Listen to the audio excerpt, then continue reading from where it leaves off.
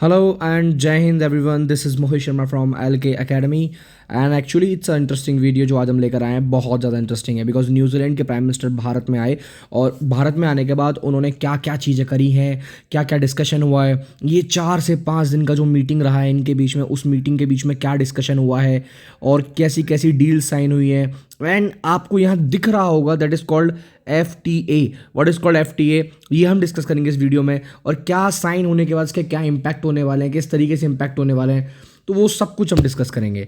I hope आपको इस video में बहुत मज़ा आने वाला है गाइज, बट आप लोग बने रहिए एक्चुअली इस वीडियो को एंड तक, है ना, तो काफ़ी इंटरेस्टिंग होगा ये वीडियो।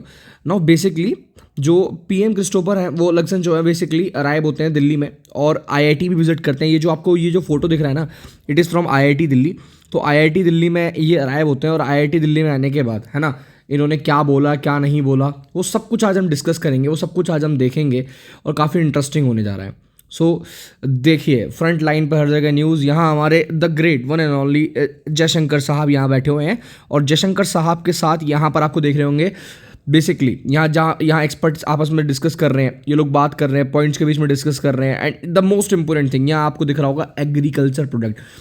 मैं आपको बता देता हूँ अगर आपको नहीं पता है तो, कि न्यूजीलैंड अगर सबसे ज़्यादा कुछ एक्सपोर्ट करता है या फिर न्यूजीलैंड जिस चीज़ में एक बहुत बड़ी महारत प्राप्त रखता है अपने अंदर, that is called dairy products. यानी कि वही कि डेयरी प्रोडक्ट्स हो गए, कीवी हो गए, एप्पल्स हो गए, एग्रीकल्चर जितने भी प्रोडक्ट्स हैं उनके अंदर।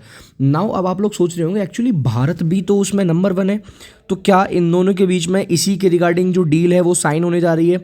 तो मैं कहूँगा हाँ। तो क्या भारत की इकोनॉमी पे इसका इम्पैक्ट पड़ेगा?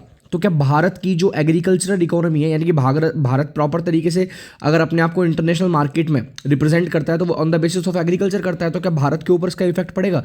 वो सब कुछ आज हम डिस्कस करने जा रहे हैं। एक्चुअली FTA का जो मतलब है that is called free trade alliance, है ना, जो इन दोनों के बीच में साइन होने जा रहा है, या एग्रीमेंट हम बोल सकते हैं एक्चुअली, है ना।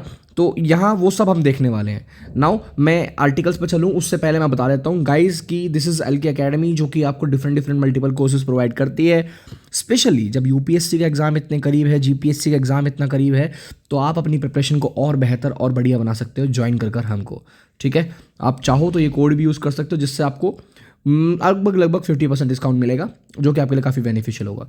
चलिए लेट्स स्टार्ट द टॉपिक। ये इंडिया और न्यूजीलैंड के बीच में जो एक फ्री ट्रेड एग्रीमेंट है साइन होने जा रहा है। अब ना वो फ्री ट्रेड एग्रीमेंट है क्या क्या नहीं है वो सब हम डिस्कस करेंगे। देखिए मैं बता दूं लगभग 10 साल पहले, यानी कि 2015 में, एक्चुअली सच बताऊं तो 2010 में ये फ्री ट्रेड एग्रीमेंट की जो डील थी साइन होने जा रही थी। उस टाइम पर आपको पता है डॉक्टर मनमोहन सिंह की सरकार थी, यानी कि कहीं ना कहीं कांग्रेस उस टाइम पर लीड में था।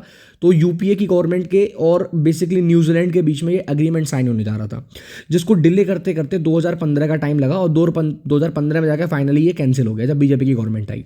और द रीज़न बिहाइंड इट क्या है उसके पीछे का, कि जो न्यूजीलैंड चाहता था कि वो अपने ज़्यादा से ज़्यादा एक्सपोर्ट करे, किसमें, डेयरी प्रोडक्ट्स में। अब जो आपको पता है भारत की जो इकोनॉमी है ना वो प्रॉपर डेयरी प्रोडक्ट्स पर डिपेंड करती है, और अगर भारत इस तरीके से अगर डील करेगा और अगर इंपोर्ट करेगा डेयरी प्रोडक्ट्स को न्यूजीलैंड से, तो भारत के अंदर जो भी किसान है ना उन किसानों को बहुत भारी मात्रा में नुकसान चुकाना पड़ सकता है ना। उसी चीज़ के लिए ये मीटिंग का डिस्कशन हुआ कि किस तरीके से ऐसी चीज़ों को मेंटेन किया जाए कि भाई साहब हम इस एग्रीमेंट को दोबारा साइन कर सकें। एक्चुअली मैं बताऊं तो अभी इन दोनों के बीच में लगभग जो ट्रेड होता है ना, जितना भी ट्रेड है उस ट्रेड का लगभग 10 गुना ज़्यादा ट्रेड आपको आने वाले कई सालों में देखने को मिल सकता है, जो कि भारत के लिए बहुत ज़्यादा बेनिफिट रहेगा और कहीं ना कहीं न्यूजीलैंड को भी उससे बहुत ज़्यादा फायदे हो सकते हैं।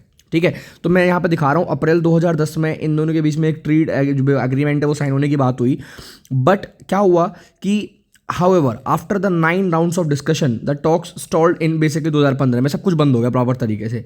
नाउ दो न्यूजीलैंड और इंडिया की जो फ्री ट्रेड एग्रीमेंट है बेसिकली इनके बीच में जो नेगोशिएशंस था अब वो दोबारा परस्यू हुआ है। द कॉमर्स मिनिस्ट्री जो है हमारी, है ना, बेसिकली जो हमारी कॉमर्स मिनिस्ट्री है वहाँ डिस्कशन हुआ। कहीं ना कहीं पीयूष गोयल साहब इसमें बाहर उभर कर आए हैं जिन्होंने सारा डिस्कशन किया है।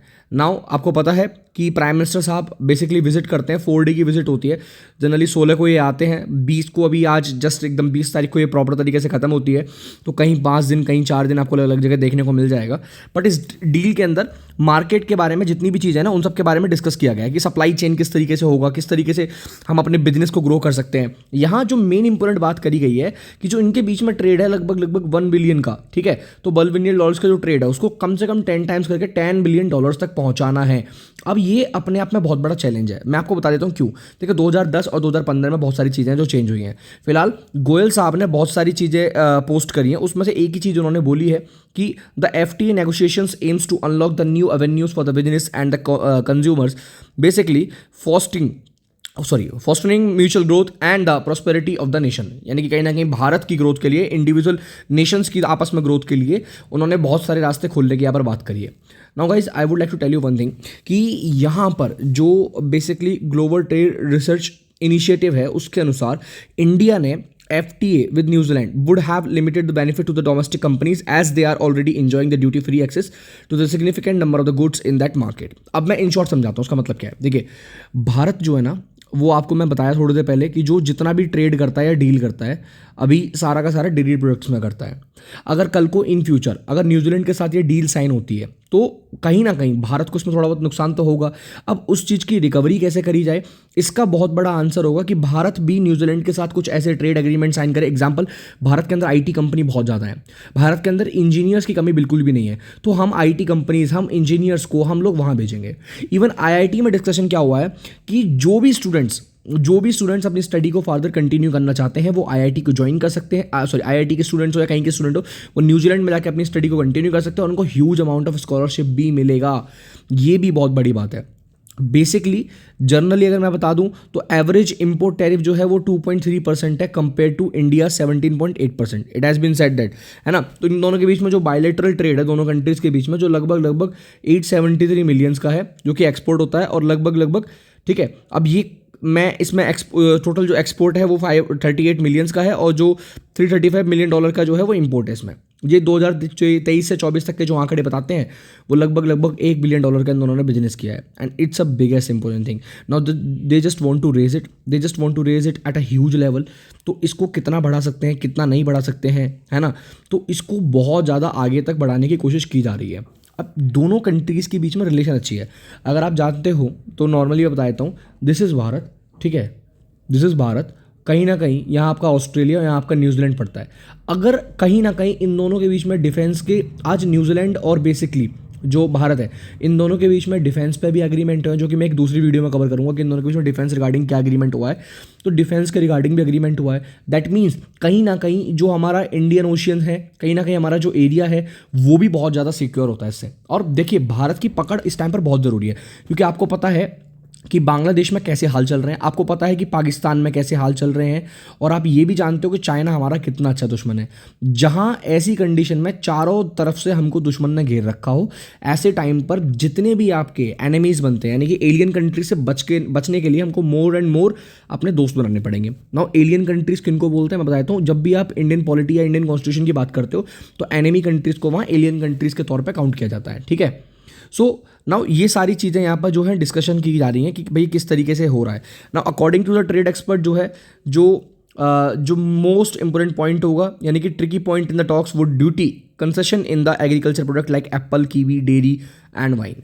अब मैं आपको पहले ही बता चुका हूँ दोनों कंट्रीज इस चीज़ के बीच करेंगे। अब नाउ एक इंपोर्टेंट चीज़, ठीक है, जो यहाँ पर विजिट हुआ प्राइम मिनिस्टर साहब का 16 से 20 मार्च के बीच में, यानी कि बहुत बड़ा टाइम है एक्चुअली। अगर प्राइम मिनिस्टर किसी भी कंट्री का, अगर प्राइम मिनिस्टर आपके पास 4 से 5 दिन के लिए ट्रेड एग्रीमेंट के लिए या कोई भी डिस्कशन के लिए अगर आपके पास आ रहा है, तो आप ये सोचिए वो कितने स्ट्रॉन्ग माइंडसेट के साथ आपसे डिस्कशन करने आ रहा होगा, या कितने स्ट्रॉन्ग माइंडसेट के साथ आपसे वो ट्रेड करने के लिए वो एकदम उतावर होगा, है ना। तो यहाँ पर कहीं ना कहीं इंडियन प्राइम मिनिस्टर को उसका बहुत ज़्यादा फायदा हो सकता है अगर वो डिस्कशन करना चाहें तो, ठीक है। दूसरा क्या है कि न्यूजीलैंड ने स्कॉलरशिप प्रोवाइड करने का वादा किया to the Indian student, IIT में जाके ऑफर किया है ना। तो basically virtual internship program was launched हुआ है जो कि ऑफरिंग 30 IITs है ना 30 IITs Delhi students to opportunity to intern remotely with the New Zealand companies. तो ये बहुत बड़ी न्यूज़ है। अब हमारे इंडिया के जो स्टूडेंट्स हैं, अगर वो डिफरेंट बाहर जगह जगह अलग अलग जगह जाके वो अपनी इंटर्नशिप या पढ़ाई या अपनी जो भी एजुकेशन है उसको कंटिन्यू करेंगे, तो उसका बेनिफिट बहुत बड़ी अमाउंट पर देखने को मिलेगा। अच्छा, ये एलिजिबल कौन कौन है इसके लिए, वो भी एक इंपॉर्टेंट पॉइंट है। तो जो भी कैंडिडेट एक 18 साल से ऊपर का कैंडिडेट है, यानी कि अडल्ट है बेसिकली, और उसके साथ साथ वो कि they must hold the current Indian citizenship, उनके पास अपनी इंडियन सिटीजनशिप होनी चाहिए, जिसका जिक्र आर्टिकल 5 से लेकर आर्टिकल 11 के बीच में किया गया है। अब वो पढ़ लीजिएगा एक्चुअली क्या है। Now should not be a citizen of permanent resident of the New Zealand and the Australia. So this is the most important point कि अगर आप न्यूजीलैंड और ऑस्ट्रेलिया के परमानेंट सिटीजन और रेसिडेंशियल बेसिकली रेसिडेंट नहीं होना चाहिए। If you are not that, then you are very very welcome to the basically New Zealand for a great internship, for a great actually your educational programs, and this is a huge deal that is signed between the India and New Zealand. तो कहीं ना कहीं अगर मैं बात करूँ in terms of trade, कहीं ना कहीं मैं इन बात करूँ इन टर्म्स ऑफ एजुकेशन, कहीं ना कहीं मैं बात करूँ इन टर्म्स ऑफ डिफेंस, और उसके अलावा मैं बात करूँ आईटी सेक्टर जिस पर बहुत ज़्यादा, और साथ साथ में डेयरी सेक्टर, ठीक है, आईटी डेयरी सेक्टर जो है इन पर बहुत ज़्यादा ध्यान दिया गया है, और ये भारत के लिए बहुत ज़्यादा फायदेमंद डील बेसिकली साबित होने वाला है। नाउ गाइस, आप लोगों के क्या व्यूज़ हैं, आप लोग क्या सोचते हो, ये लोग मुझे आप बताओगे कमेंट करके, है ना। So your views can tell us कि भाई आप लोगों को कितना इंटरेस्ट आ रहा है वीडियोज़ में, कितना नहीं आ रहा है, बिकॉज एवरीथिंग मैटर्स, है ना। So furtherly you can download our app, ठीक है, आप हमारा ऐप डाउनलोड कर सकते हो। बाकी मिलेंगे नेक्स्ट वीडियो में, तब तक के लिए जय हिंद, वंदे मातरम।